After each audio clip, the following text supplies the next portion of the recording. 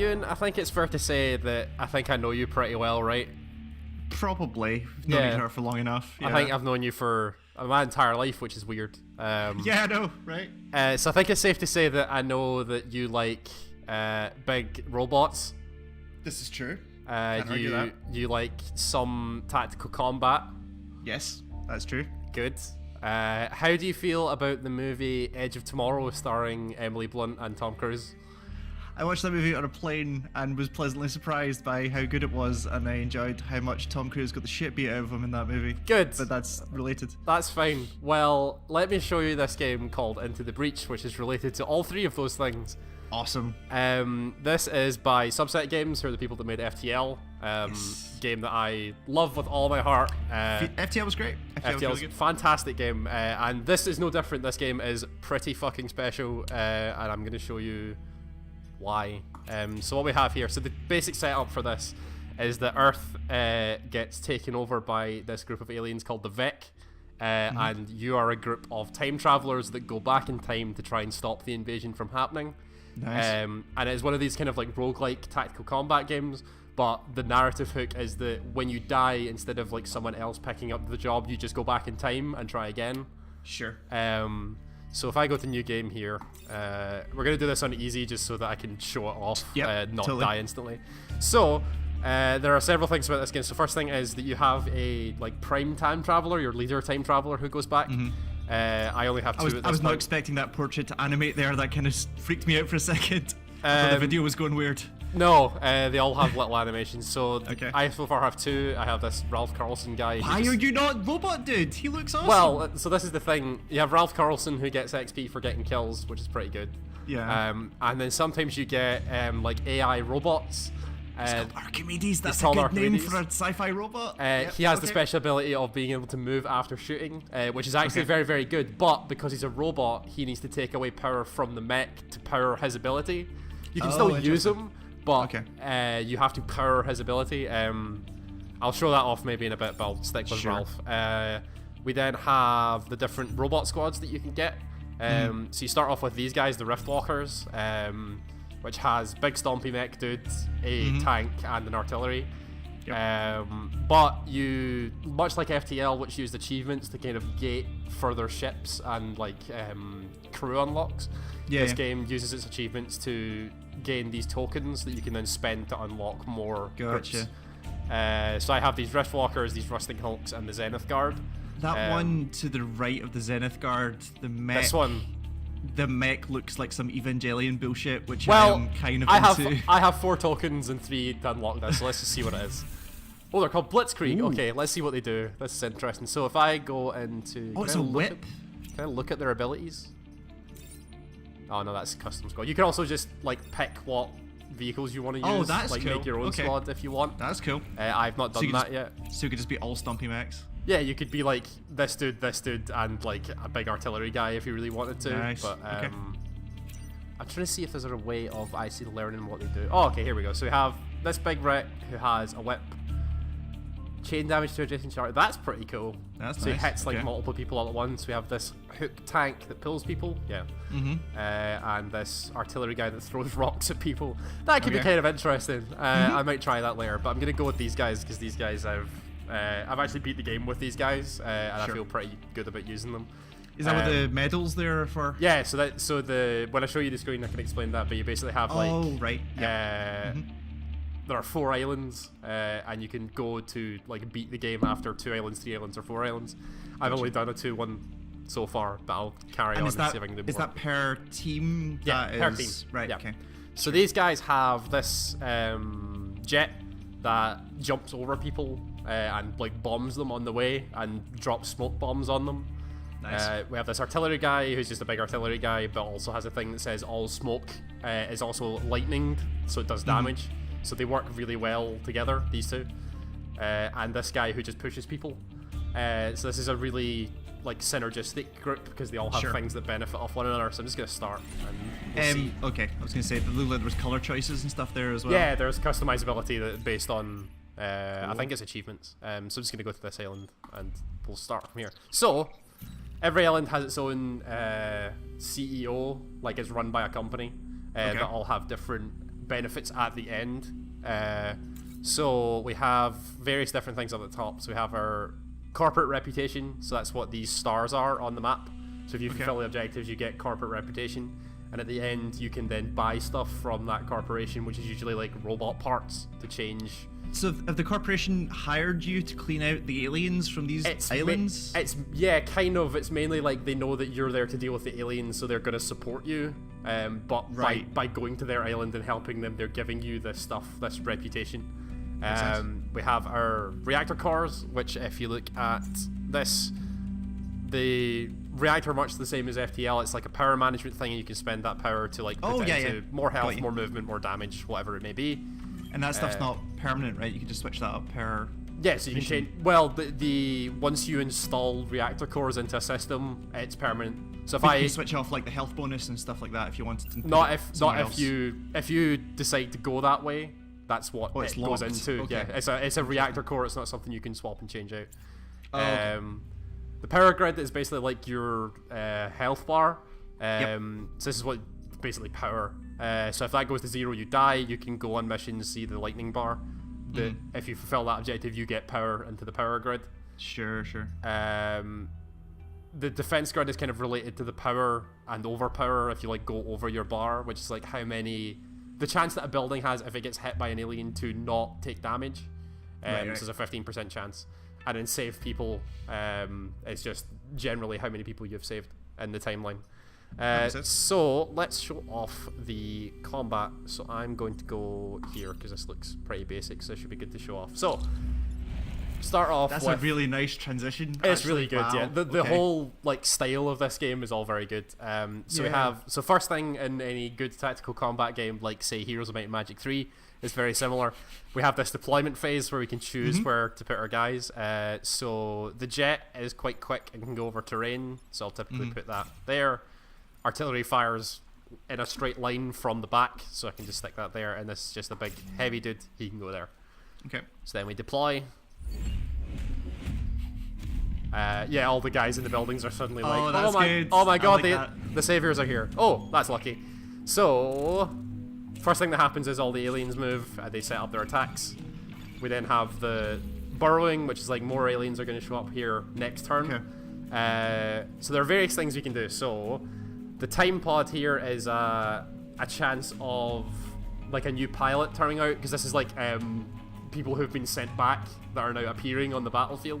So they can have like resources or another pilot that has abilities on it and whatnot. So this is like how you unlock new in-game stuff if you want like new pilots. We have our burrowing things here, so if I put someone on top of that, that blocks the burrow. They take 1 damage, but the alien doesn't show up for a turn. Oh, nice. So you can do... That's also an interesting tactical decision. So the main thing we have to worry about are, especially on this map where it's like defend the satellite launches, which are these two, we have to make sure the aliens don't get at the satellites. So if there are aliens coming through and burrowing, what is the victory condition? Is it just like no more aliens on screen? So if you look at the top right, it says victory in 4 turns. So we basically have to survive for 4 turns. Yeah. Okay. Cool. Which is easier when you kill all the aliens because there are less to deal with. So this is where the kind of beauty of this game comes in, where the tactical combat in this game is a lot like, I want to say chess or something like that, where it's literally just you staring at the screen, knowing the abilities of your guys and figuring out, okay, how can I do this? Like, how can I stop them from doing what they're trying to do? So this person, so the artillery here is basically just, and the way that tactical combat comes into play is with things not only deal with damage, but they deal with movement. So the jet doesn't really deal with movement. The jet is just kind of like, it hops over and deals with damage, and also drops smoke screen, which cancels an attack, which can be kind of good. But the best way to show this off is with this guy. So this guy's our artillery man.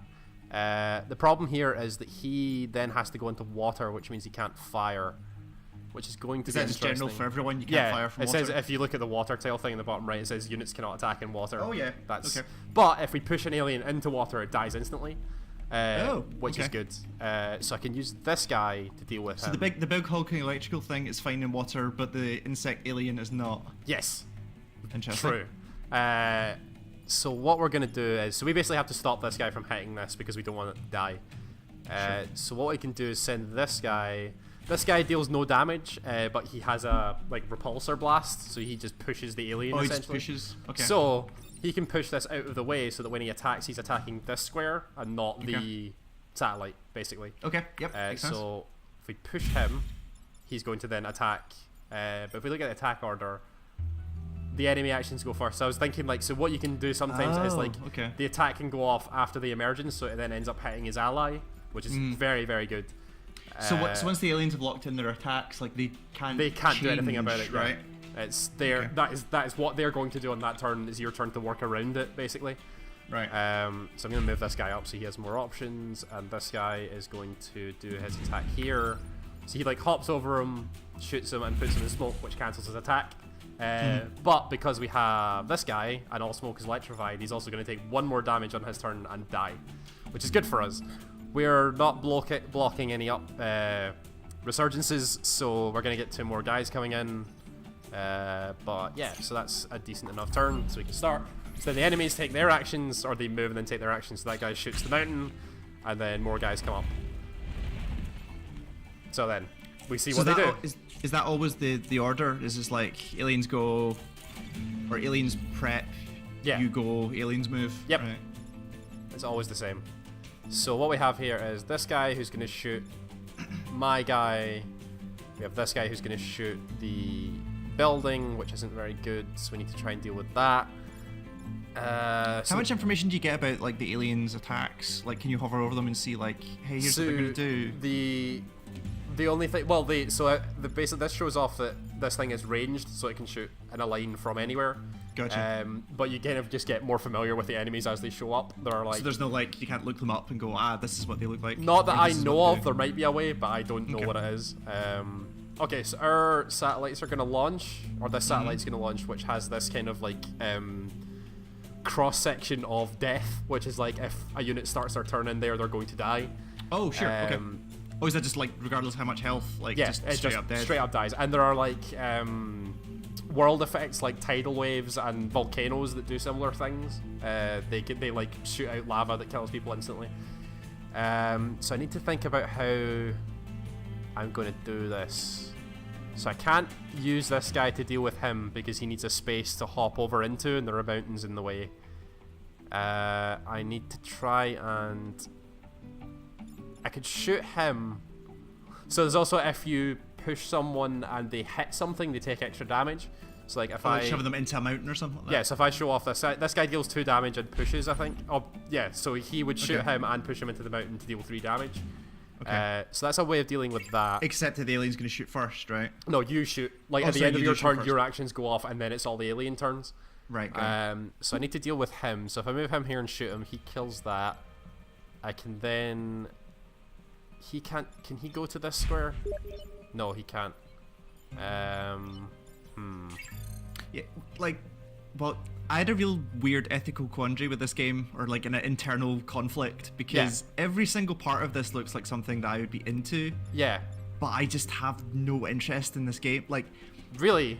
Well, it's that's wrong. I am interested in it, but it was more like, because like you said earlier, that you said this is very much like chess. Yeah. Like, that was the point when I went, maybe not. Like, but also, if that doesn't work for me, like, why the hell do I like XCOM as much as I do? Yeah, so like, that was actually the question, is what is it about XCOM that attracts me to these? Like, turn-based, grid-based strategy games don't necessarily all appeal to me, was my big learning experience. Yeah. So this is very much a thing of you, because in XCOM, like, you do a lot of, like, pre-planning about how your moves go, but because of the random nature of, like, the hit combat and stuff like that, whereas this is very much everything is going to work exactly the way that you put it into play, and if you fuck up, then it's your own fault, and there's like nothing else. Like this is actually a puzzle game. Yeah, it's basically a puzzle game.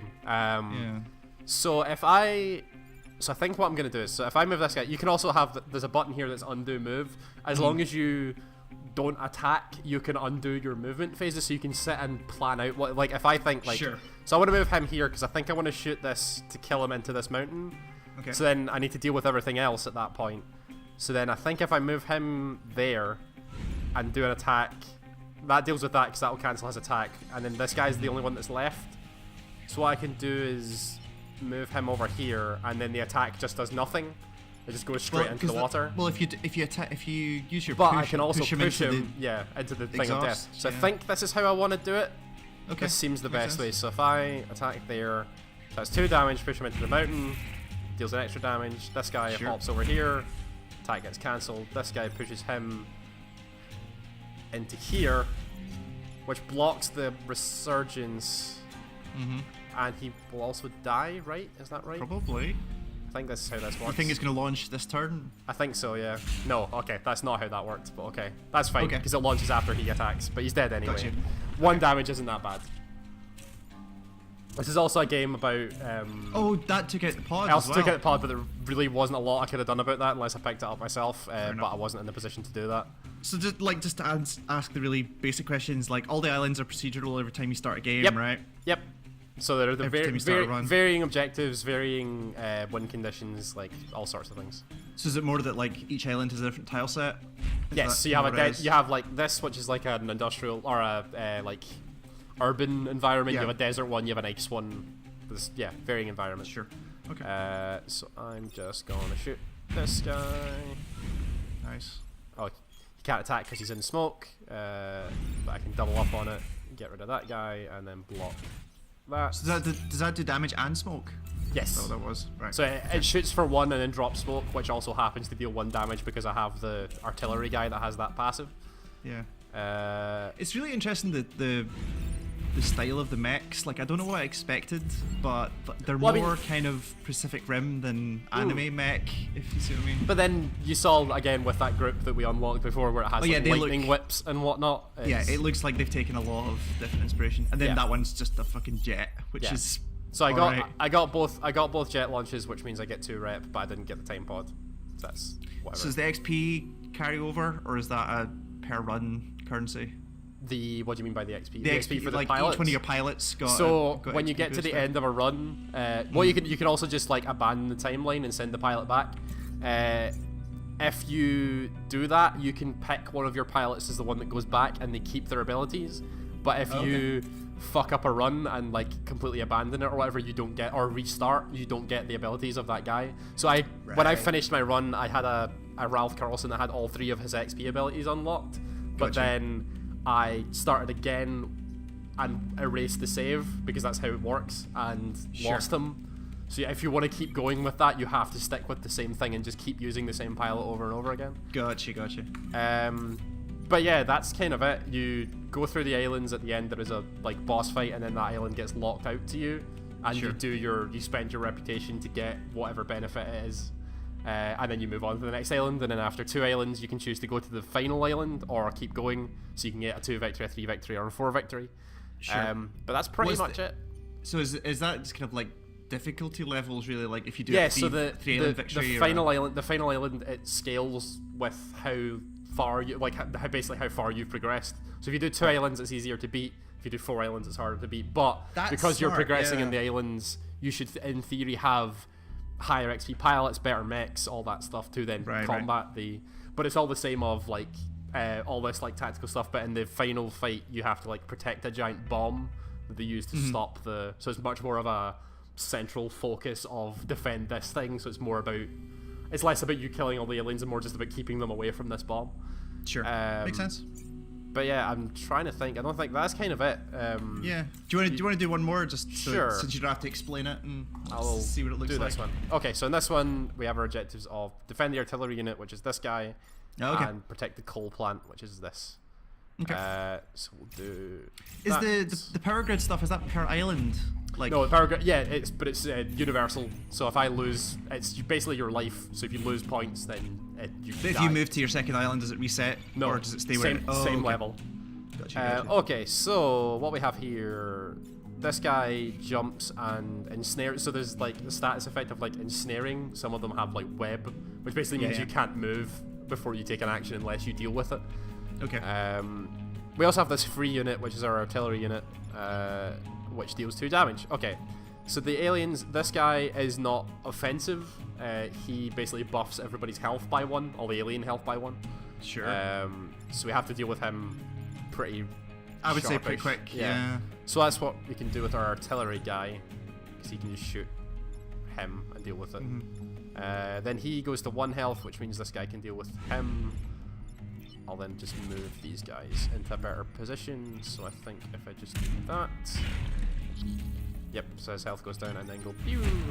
That's fine. So after you've done because you've moved everyone and then made your first shot, can you fire someone and then move another unit? And then yeah, you can do it in any order you want, but it's better to move before you act because you have your undo move button, which totally. Stops after an action. Yeah. Yep. You also have a reset turn, which you can do once per combat encounter. So if you really like just something doesn't go the way you think it's going to go, you can restart the whole turn and try again. Is there any do you lose points for that? Do you lose XP for that? You just only have it once per attack. That's it. That's the thing that more games should do. Like you need that "oh god, I fucked up" button. Yeah. Because it just makes it easier. We have no way of dealing with this, so that's going to happen. So the forests will catch on fire if you shoot at them, and then people will go on fire if they start their turn in there. Oh, sure. These guys have actions available, but they can't really do anything, so I'm just going to stop and see what happens with the aliens. So we have 2 more. Oh, we've got Mantis and a normal guy, so he jumps. Okay, that's fine. So the ensnare that the Mantis thing did there was not an attack. It's just like a passive thing. It's part of his attack. So if he's jumped and ensnared this guy, so that if it starts his turn, he's going to attack him, and because he can't move, that's a certainty essentially. But sure. The guy can still take an action as opposed to not moving, and this guy pushes, so we can just push our Mantis into the water. That makes sense. And it should work. Then this guy can also get put into the water because I can just artillery him into the water. So that's fine. So just go push, dead, and then shoot him, push, dead. And then move this closer to the resurgence. Move this down. That should be fine. Oh, yeah, no, you have actions available. You can't do anything. Yep, that's fine. Okay, so that's easy enough to deal with. How much, one of the things I liked about FTL was like some of the writing that you would hit in between like the little occurrences. Is there a lot of that in here, or is it? So there's not a lot of like writing that surrounds the combat, but the writing comes like when you talk to the CEOs in between encounters and at the start and the end of islands. But it's not the same as FTL where there are just like random encounters that happen. All the procedural stuff comes from how the map is set up and the objectives. Is there actually any like plot intrigue to this at all, or is it just like, hey, save the world? It's pretty much just, hey, save the world, except you're time travelers. I don't mean that as a bad thing, just like as an interesting there's also some plot in this. Not that I have seen so far. Okay. It's mainly just the CEOs explaining like what their company's all about, and then you're a time traveling person to save the world. So I'm going to do a cool thing, which is I'm going to use this guy, I think, to push him into the spawner. So he takes 2 damage from the shot, which pushes him into the spawner. Oh, so if he blocks his own guys, he will still take damage? He'll take the 1 damage to kill him and also block a spawn. Nice. Which is pretty sweet. This guy's not going to move. This guy's not going to move because that's going to be where the guy comes out. Yeah, so I think that's going to be fine. And this attack's not even going to do anything anyway, so that's okay. So he's going to shoot into nothing. And then a spawn's going to happen. No spawning alien, and the alien died. Nice. Did they I remember people were talking about this. Did they patch in like grid assignments? I saw somewhere. I saw this as like you can do it like it is chess, like you can say A3 and stuff like that. I don't know how to turn it on, and I've not tried yet. Okay, fair enough. Because I was watching, I ended up doing a Twitter rabbit hole with this game, like people describing how they solved problems, like very much like chess. Yeah. And there's a GitHub repository somewhere where somebody has detailed like, let's come up with some standard notation for how a game will play the same way you would for chess, and it's fucking fascinating. So people so you can basically put you can screenshot your map and your starting position, and then in a tweet describe exactly how the match went, or how the round went, and that's so cool. You do get into a lot of moments of you basically like stare at a screen for 10 minutes and then go, okay, I think this is how this is going to work, and then you do it and it works exactly the way you think it's going to, because everything is very much there's no dice rolling or percentages, it's all just pushes and damage, and it will work exactly the way you want it to work, provided you've thought about it enough. Yeah, I mean, there's still some, like, the AI is gonna. I wonder how predictable the AI is gonna be in that case. Where like, if you did exactly the same moves, would it play out the same? I've got no idea about that. But it doesn't matter. It seems variant enough to keep it interesting. Like, I've never been able to predict what people are gonna do, and they always. That's also the other the aspect of it, is like trying to react to what the aliens are gonna do on your turn, as opposed to, so it just adds to this kind of puzzle. But yeah, that's Into the Breach. Just last question before you go. Yeah. One of the big complaints from myself really was that FTL was kind of brutal towards the end, like the final mission specifically. Yeah. You said you finished this. The ally ship is a lot more punishing in FTL. This is a lot fairer. Okay.